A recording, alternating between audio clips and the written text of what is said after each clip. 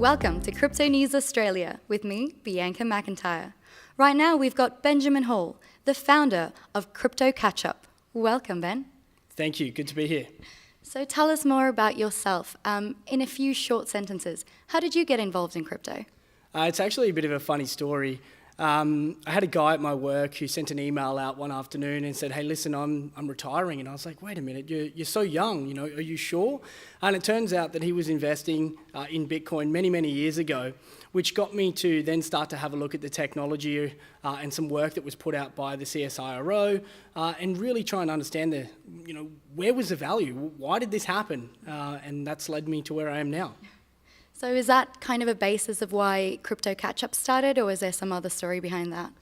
So Crypto Catch-Up was more that technology such as blockchain is something that's so nascent and new that after I, as a technologist by day essentially, started to realize that it wasn't that easy for people to get involved in and to understand the underlying concepts.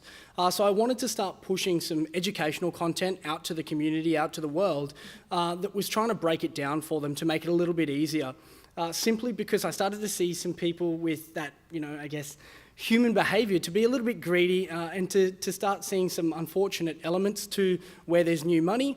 And so hopefully this will help them to make the best decisions for them, whether they're going to invest or possibly start a business in this space in the future.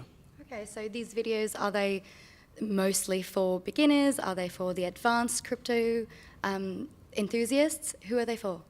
So there is a wide variety. So at the moment, I'm really pushing, I guess, some intermediate kind of content where we're going into some of the more technical details, bit by bit. But we go all the way from, what is a blockchain, all the way through to reviewing ICOs and what their project's merits are.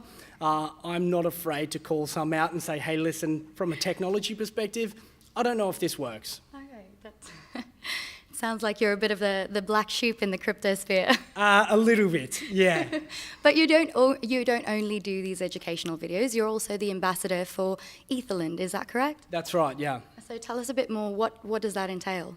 So Etherland is a decentralized peer-to-peer lending platform that's built on Ethereum. It's been around for a number of years now, and it's really the only true peer-to-peer lending platform that's been built on a blockchain technology. Essentially, my role as an ambassador is to spread the word of that by holding meetups here in Australia, representing them, and really assisting anyone online as to whether they have any questions or anything like that. Etherland enables anyone to really, put up or borrow or lend their cryptocurrency, which is giving, individuals who might not want to sell their crypto and then go and buy into an ICO, or, the more, I guess, philosophical cases around, you have people in Africa, in other parts of the world who don't have that kind of, right in terms of identity or know your customer information. It enables them to, essentially get a loan and possibly start a business or move to another town and have a greater start at life. And that's really the core principles of why the project was started. So you say that you don't need an identity to be able to lend on these platforms.